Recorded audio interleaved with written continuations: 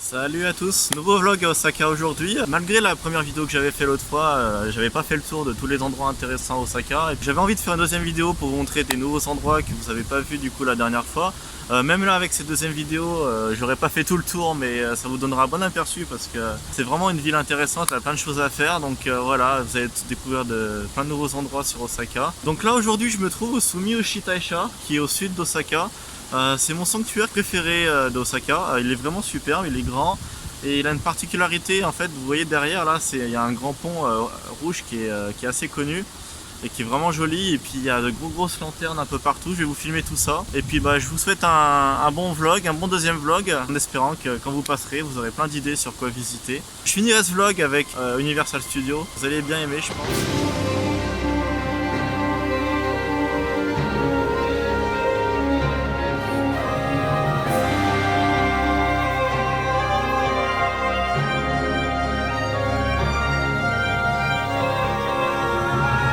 Ça c'est l'entrée principale en fait du sanctuaire avec le pont derrière. Voilà, c'est vraiment sympa. Un joli petit coin avec le tram. Puis il y a un parc de l'autre côté, je pense que j'irai tout à l'heure. Allez, on va faire un petit tour, faire des jolis plans.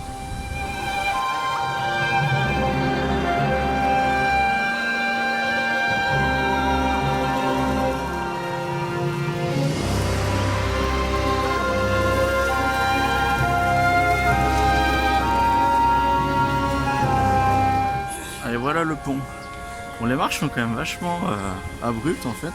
C'est de faire gaffe quand je grimpe. En plus on est dimanche, donc c'est pas mal. On a une jolie vue. J'adore vraiment cet endroit.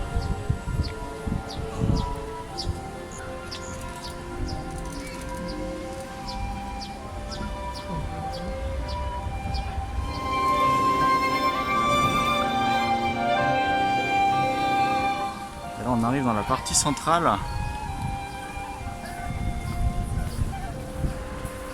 Incliné aussi. Hop, allez on rentre. Waouh, c'est super chouette. Ça c'est les Omikuji.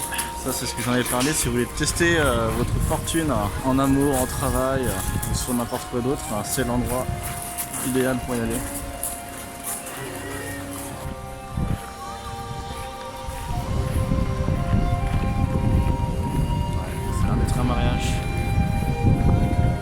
Les sanctuaires comme ici, c'est plutôt en fait les Japonais célèbrent des choses plutôt positives comme les mariages ou les naissances, contrairement aux temples bouddhistes où là c'est plus pour tout ce qui est funéraire. Donc voilà.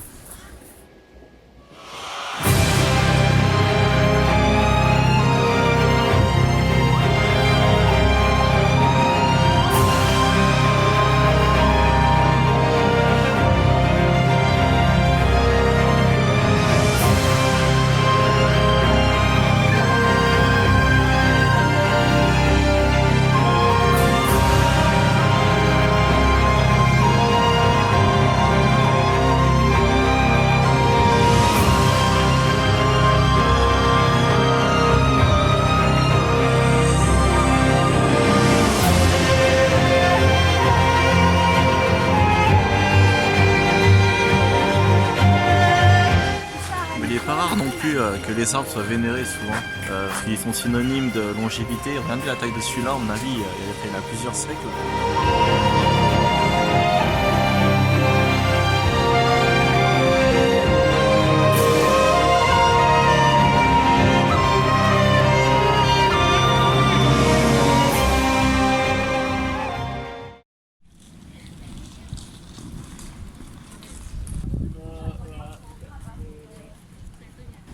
Si t'as pas un chinois sur ta photo, c'est que c'était pas. Hein. C'est triché. Salut à tous, je suis aujourd'hui au musée des nouilles instantanées au nord d'Osaka. Donc c'est un musée en fait où on peut voir l'histoire des nouilles instantanées. Et apparemment on peut faire ses propres nouilles perso et tout, donc ça m'a l'air vraiment sympathique. Je vais vous montrer ça. Allez, profitez bien. Regardez-moi ça. Donc ça c'est les produits qui sont en ce moment en vente. en fait, dans les combini en magasin. Et à partir de là, en fait, c'est tous les produits qui ont existé depuis le début de la marque en fait Cup Noodles. C'est vraiment incroyable toute la variété de nouilles.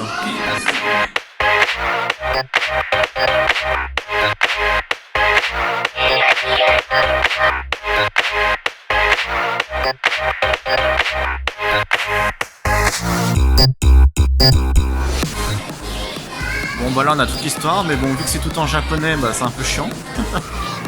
La flemme de traduire.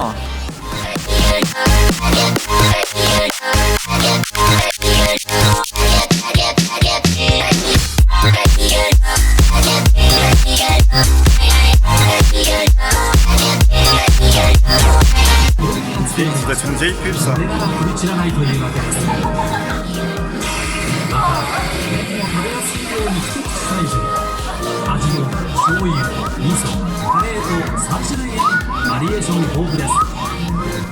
Bon, du coup avec l'historique on apprend par exemple que le design en fait de cette boîte qui est toujours d'actualité, elle existe depuis 1971 et du coup le graphisme du packaging n'a pas bougé du coup depuis cette date là, c'est incroyable.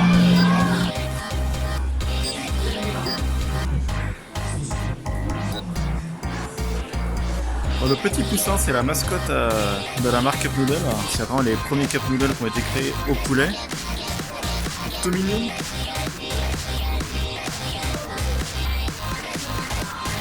Il y a une salle apparemment, ils doivent donner des cours pour savoir comment faire les Cup Noodles.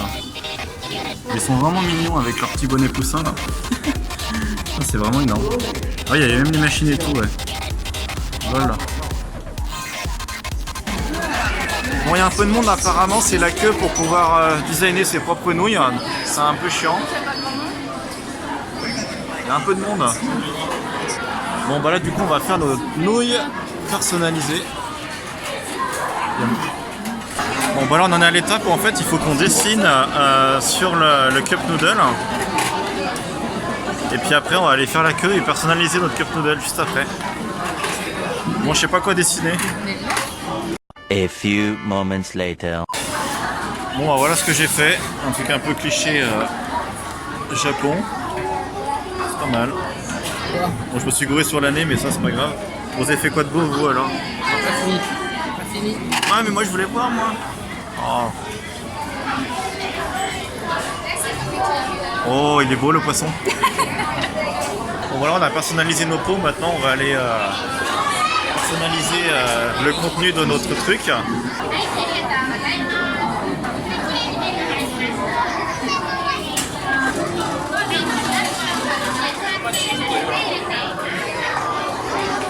Donc là maintenant qu'on a mis nos nouilles, on choisit les ingrédients qu'on veut mettre dedans et la base curry classique.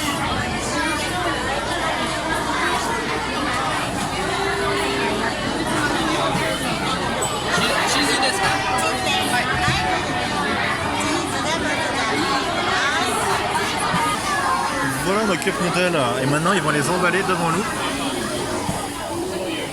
Hop, voilà. Le filmer.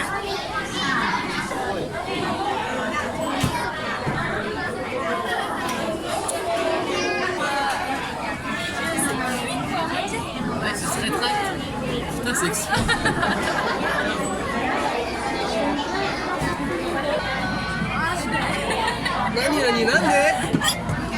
Bravo, tu as ton Cup Noodle.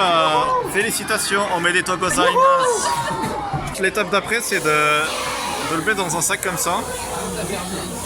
J'ai rien compris. Ah merde, bah, j'ai loupé le gonflage. Ah, tu vas le faire pour toi, on va te filmer pendant que tu pompes. Allez. Et tu pompes, et tu pompes. Bon bah on a notre petit sac avec le noodle. Voilà. C'était bien sympathique.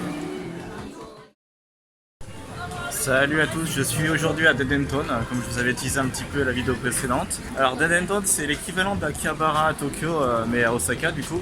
En fait, Denton, c'est plus petit et c'est moins extravagant qu'à Akihabara, c'est beaucoup moins connu. Ce qui fait que bon, c'est plus petit, il y a moins de choses à voir. Mais l'avantage de Denton comparé à Akihabara, c'est que c'est beaucoup moins cher déjà. Et il y a beaucoup moins de touristes en fait, il y a beaucoup moins de monde.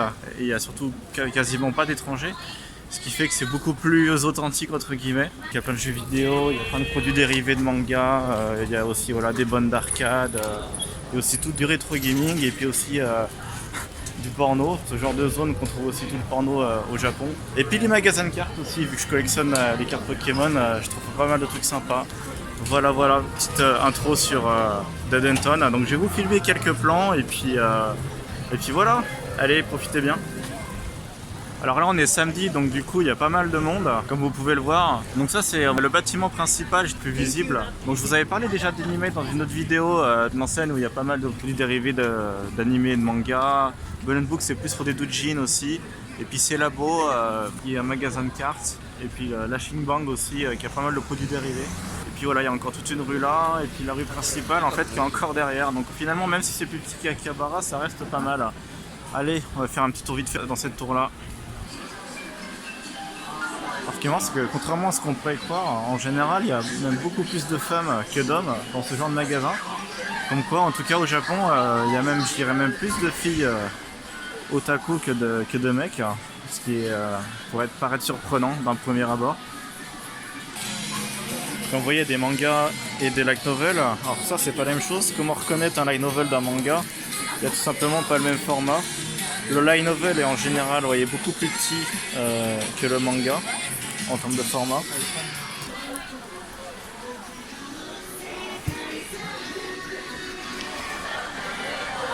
Alors là c'est le deuxième étage qui est beaucoup plus centré sur les produits dérivés, alors que le premier étage était vraiment que sur les mangas doujin. La Shinbang, j'aime bien ce magasin aussi.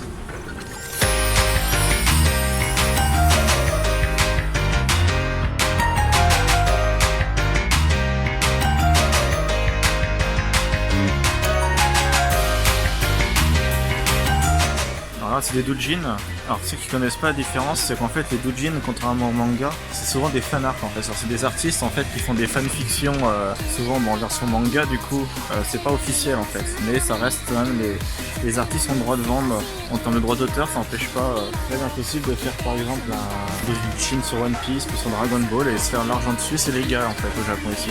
C'est souvent soit des petites parodies de manga normales sur quelques pages, ou des fois ça peut être des artbooks, et des fois oui aussi voilà, t'as évidemment des parodies hentai de tout ça.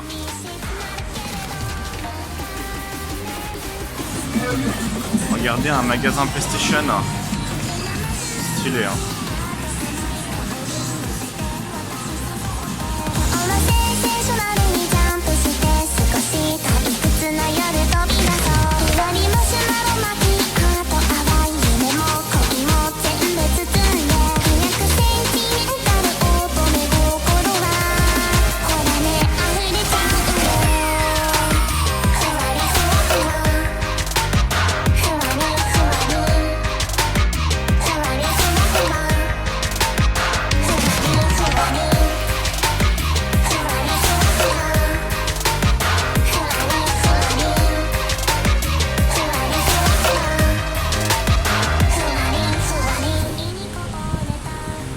Ultraman en taille réelle. En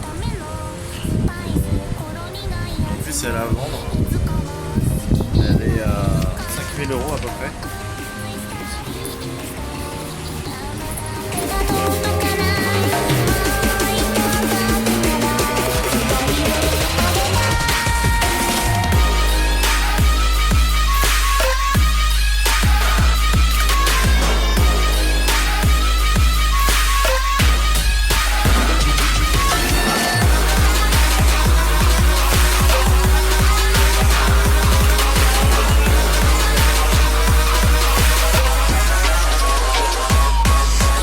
Il y a beaucoup de magasins de cartes en général à Denton, il y en a au moins peut-être une quinzaine.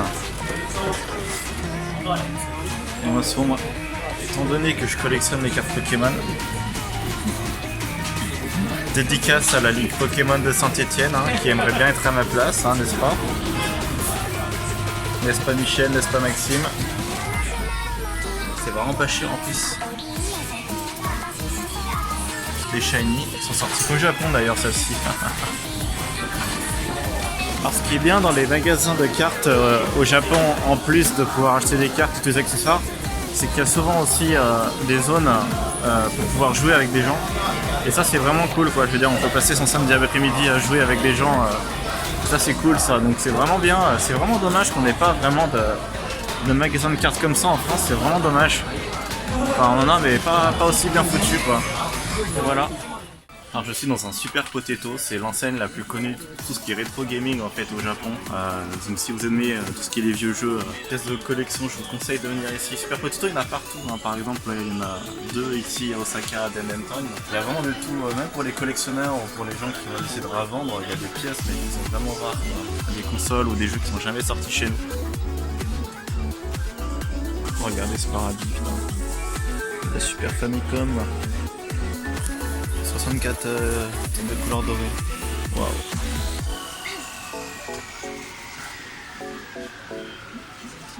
Là on a les jeux Famicom, regardez-moi ça. Genre on a les vieux Pac-Man et tout. Les vieux Dragon Ball. Ah putain Megaman il s'appelle Lockman en japonais, je savais pas ça. Ce magasin c'est génial. Et les jeux de Nintendo 64. Super Mario Party, Super Mario 64. Le Mario 64. Le Super Smash Bros 64.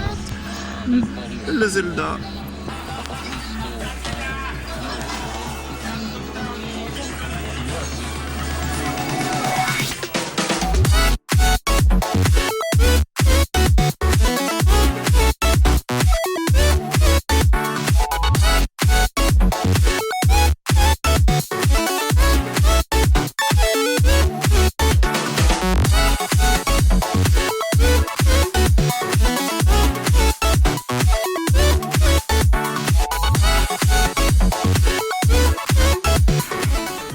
Après on a un rayon avec des jeux un peu plus récents, mais ça reste intéressant parce que t'as des jeux qui, par exemple, même regardez sur Nintendo DS, il y a des jeux qui sont jamais sortis chez nous quoi. Il y en a plein qui sont sortis qu'au Japon donc.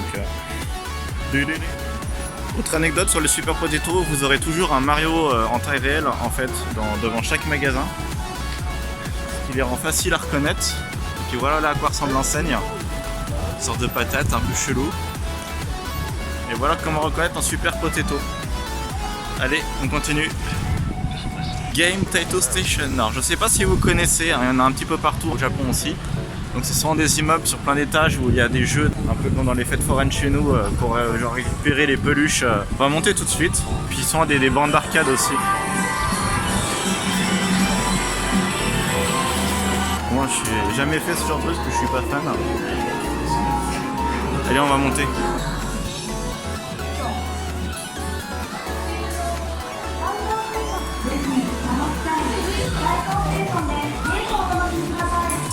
Oh,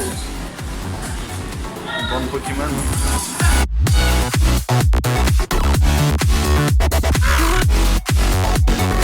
I know what you're thinking.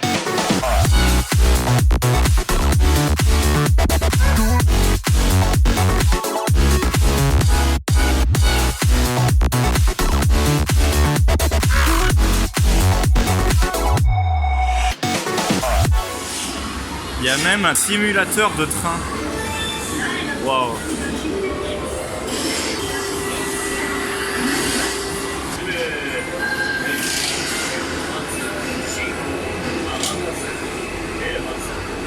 Je pense qu'il croirait vraiment.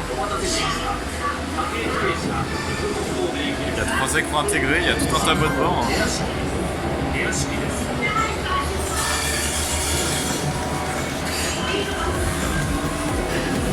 C'est vraiment bien fait en vrai.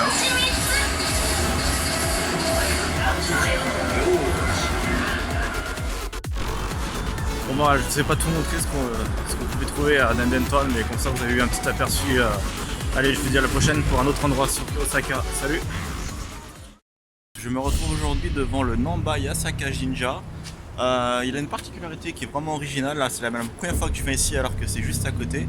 Comme son nom l'indique, c'est du côté de Namba, voilà. Mais c'est vrai qu'il est pas. C'est difficile de tomber dessus par hasard. Donc je vais vous montrer en quoi il est assez original. Allez.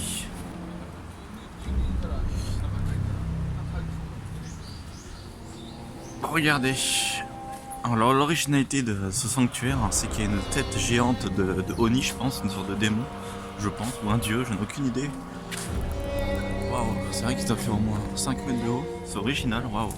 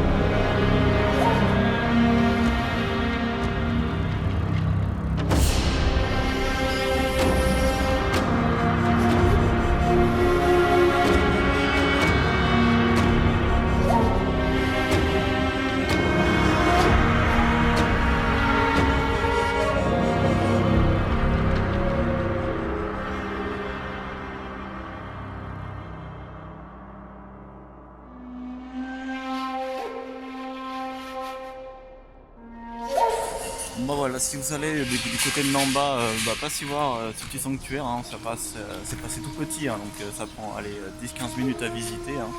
Mais passez-y, hein, ça vaut le coup, c'est assez original. Allez. Salut à tous, je me retrouve aujourd'hui pas devant l'entrée mais presque de Universal Studios Japan. Donc apparemment c'est le seul Universal Studio de tout le Japon. Donc en fait c'est un parc qui est sorti dans la baie d'Osaka. Et en gros il y a les plus grosses licences d'Universal qui sont représentées dans ce parc. Les plus connues sont Harry Potter et puis Jurassic Park et les Minions. Donc ça va être sympa, je suis jamais allé encore alors que c'est juste à côté de où j'habite, donc je pense que je vais passer une bonne journée. Bon, en fait ici c'est comme à Disneyland Paris, toute une partie un petit peu de magasin qui est entre l'entrée et puis la gare. Donc l'entrée elle est là-bas. Et en fait l'accès est super facile pour y aller, faut juste prendre le train de Nishikujo Station, il y en a pour 5 minutes, une ligne exprès pour ça.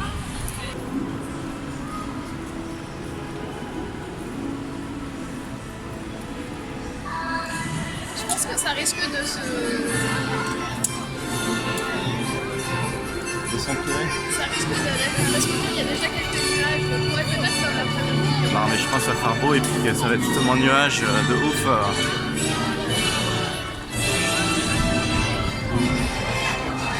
C'est vraiment sympathique. Là, la fameuse boule universelle qui tourne, c'est sympa ça. Bon, il y a des Chinois de partout, mais bon, ça c'est comme... des Coréens aussi. Bon allez, on va y aller, on va rentrer. Hop. C'est sympathique. Mais là du coup ça fait ville. C'est une mini ville quoi. Puis là que les palmiers ça fait vachement on se croirait en Californie en fait là maintenant. Ouais, mais j'aime bien. Mais de toute façon je préfère les parcs à thème autres que Disney.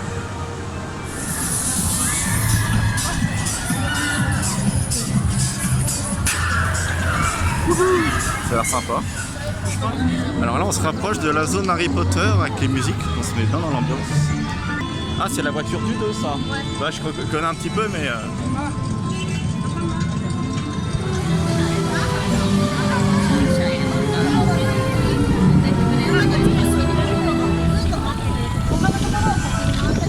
Putain c'est impressionnant quand même hein.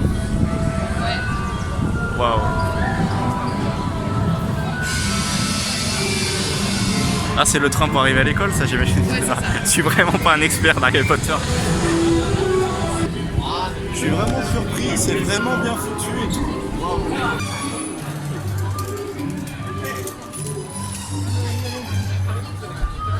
Ah, j'aime bien avec les musiques, ça rappelle bien l'univers.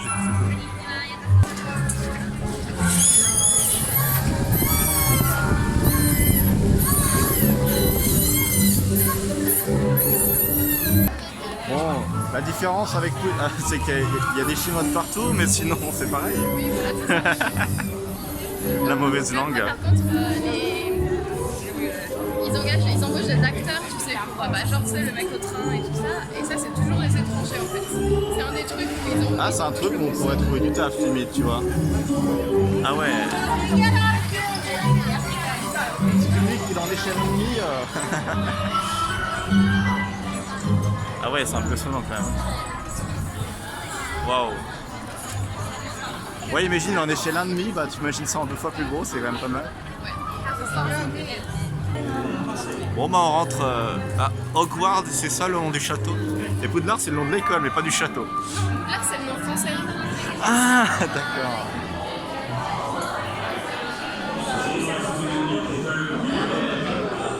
On voit pas trop à la caméra mais il y a tous les tableaux là. Il y a certains qui...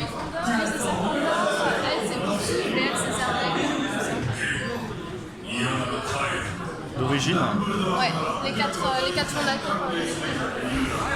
Ben, l'attraction était énorme. Je suis pas un méga fan de Harry Potter, mais même sans être fan, j'ai trouvé ça mais génial de ouf. Entre la visite du château et puis l'attraction, c'est vraiment incroyable. Ils ont vraiment respecté l'univers de ouf. Franchement, je conseille à tous les fans d'Harry Potter de venir au moins celui-là ou à celui aux États-Unis. C'est vraiment génial. Allez, on continue. Il y a de la queue même. Ouais, la queue pour faire une photo avec le requin.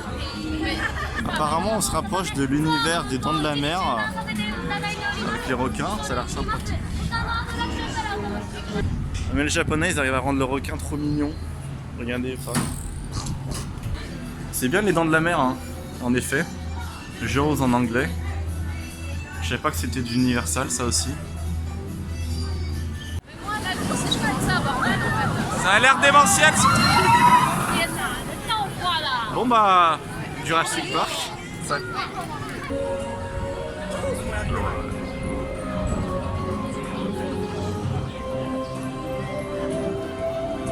Bon bah, The Flying Dinosaur, c'est celui-là apparemment, le gros.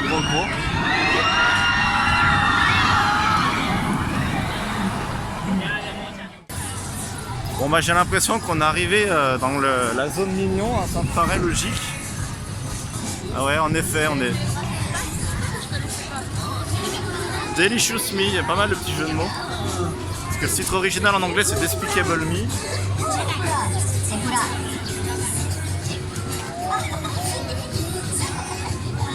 Si, carbonara. Ah, et le capibana, non les buenas, si, cacao.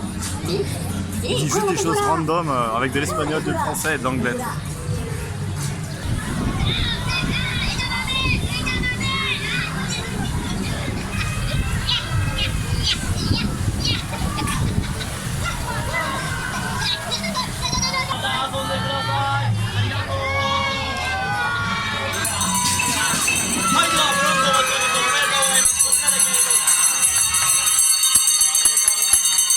Bon, Universal c'est pas mal du tout, en fait c'est vraiment, t'as quelques petits villages, on va dire thématiques dans le terme, un peu comme dans un Disney. Sauf que là c'est des licences de films connus, donc en fait ce qui est vraiment impressionnant c'est que les univers sont vraiment respectés, vraiment recherchés.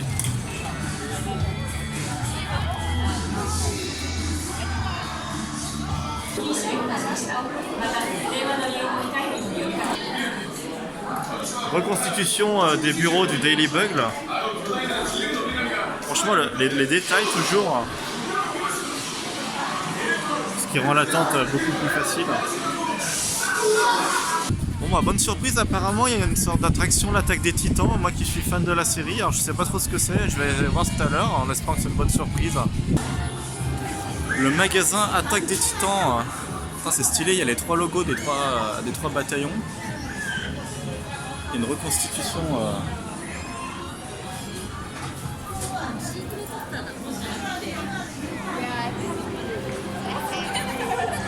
Shrek is love, Shrek is life. Bon bah Universal Studios c'est fini, c'était vraiment sympathique, j'ai vraiment aimé, c'est un parc, si vous passez au Osaka, c'est un peu cher, hein, compter aller avec un peu la TT 10 000 yens pour la journée, mais c'est vraiment cool, hein, passez-y, ça respecte vraiment bien les univers. Allez, je vous dis à bientôt, salut, dans mon cadre nul lâché.